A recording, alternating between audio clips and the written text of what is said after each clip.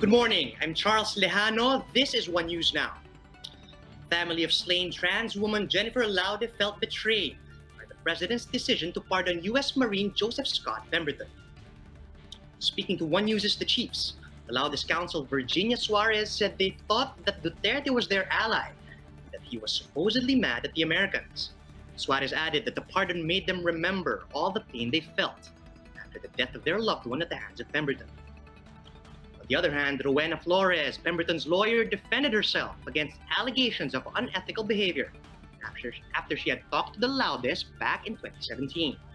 Flores claimed she was only protecting the victim's mother from her lawyers, who were supposedly representing the family without their consent. That's why Flores insists she is not the villain in this story. Still on Pemberton, IBP President Domingo Cayosa clarifies that the 4.6 million pesos paid by Pemberton to the Laudes isn't blood money. Recall that Pemberton paid the Laudes in August after the Supreme Court allowed him to withdraw his appeal. Speaking to 1PH's Sa Totoo Lang, Cayosa explained that it was the court that ordered the U.S. Marine to pay the said amount to the Laudes. Hindi ho naman natin pwedeng ihambing yan dun sa mga tradition na blood money because this was a formal decision of the court. So it was really a penalty that takes care of the civil liability. Yung imprisonment, yan naman ho yung criminal liability that he's responsible for as kasalanan naman niya sa Republika ng Pilipinas. We'll be back with more stories after the break. Keep it here on One News.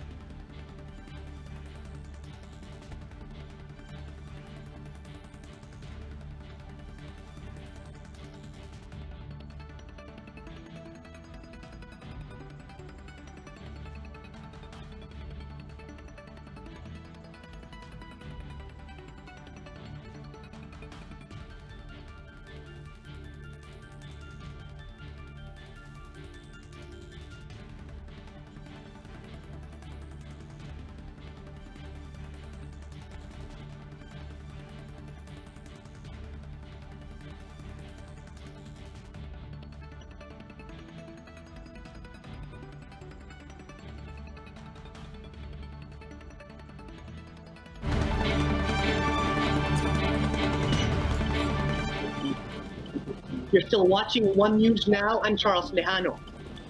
The health department says brace for a spike in the number of reported COVID-19 cases in the coming days. To give us the latest updates from the Department of Health, we have Greg Gregorio. He's reporting live from Mandaluyong. Good morning, Greg. Health officials are expecting a higher tally of cases in the next few days. Why is this so? Isn't this contradictory to the government's earlier statement that we're already flattening the curve? Yes, Charles, according to Health Undersecretary Maria Sara Vergere, higher number of cases may be reported in the coming days. This is due to the late reporting of laboratories. Yesterday, the DOH has released a list of 34 laboratories who failed to submit their data since September 1. According to Vergere, this is because of the mandated inclusion of home address and contact number of positive cases from laboratories. Vergere said some laboratories weren't able to do that, but she highlighted that this has been mandated to help the contact tracing measures of the local government units. Charles?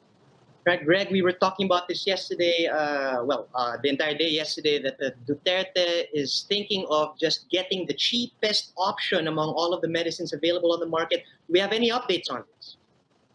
Yes, Charles, according to Health Undersecretary while the cheap price of a certain vaccine is a factor, she, however, highlighted that they are also closely looking into the safety and efficacy of a certain vaccine.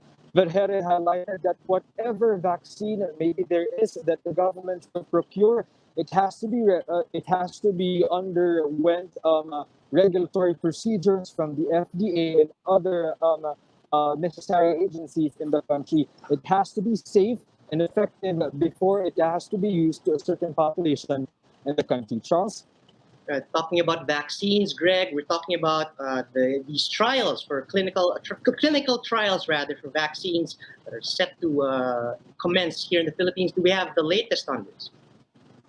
Charles, if we are about to talk, if we are to talk about the Sputnik 5, there are no new updates about that yet. But according to Vergere, the Department of Science and Technology's Vaccine Experts Panel has already transmitted an electronically signed confidentiality data agreement to Sinovac and Sinopharm for our negotiations with their vaccines in development. But the DOH cannot talk more about this as of the moment until the CDA is finalized and agreed upon by both parties. Charles? Right, so much for vaccines. Does the DOH have anything to say about workplace protocols or guidelines? Has anything new been released? Do we have to take note of additional things that we have to bring to work with us? Yes, Charles Vergere said the DTI and Dole is also reviewing their protocols or guidelines when it comes to placing or shutting down a certain office or building for this infection. Vergere said the possible granular lockdown or a specific lockdown for a certain department or just a building is possible. The necessary agencies will be releasing their update on that. Charles? Right, Greg, let's shift away from COVID-19 a bit. Let's talk about the white sand in Manila Bay. We have Environment Secretary Roy Simatu countering Undersecretary Vergere. Simatu is saying that the dolomite in Manila Bay could actually cause health risks. Did Vergere have anything to say about this? Charles, unfortunately, Health Undersecretary Maria Vergere doesn't have any new statements on that, but from what we know on the previous statements from the DH, dolomite can cause a negative effect to one's respiratory system. Charles?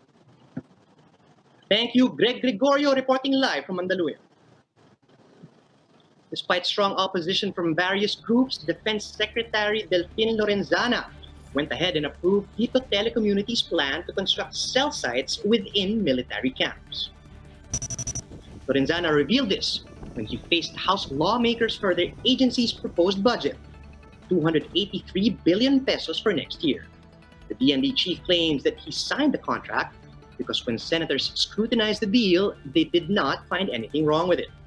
Still, Cagayan de Oro Representative Rufus Rodriguez raised concerns over this deal, pointing out that Dennis Ui's Dito Telecommunity is 40% Chinese-owned. But Lorenzana said it's just fair to allow them to set up towers inside military camps, since the same privilege was afforded to its competitors, Smart and Globe. The AFP assured me that they will institute safeguards so that the security of our camps will be maintained. Attention churchgoers, the Archdiocese of Manila will be allowing physical confession in churches in the coming weeks. Bishop Broderick Pabilio says the faithful must first set an appointment at the parish office before heading to church. He also stressed that the sacrament of confession cannot be done online, like the Holy Mass or the sacrament of the Holy Eucharist. The cities of Manila, San Juan, Mandaluyong, Makati, and Pasay are under the jurisdiction of the Archdiocese of Manila. To ensure the safety of churchgoers, Pabilio has instructed parishes to set aside time for confession and provide hygiene provisions for both the priest and the penitent. For more updates, visit News 5, the Philippine Star, and Business World online. Visit our website, onenews.ph, for more in-depth analysis. And you can also catch One News on the Signal Play app. Register for a free account now at www.signalplay.com and stream One News live anytime, anywhere. I'm Charles Lejano. We are One News.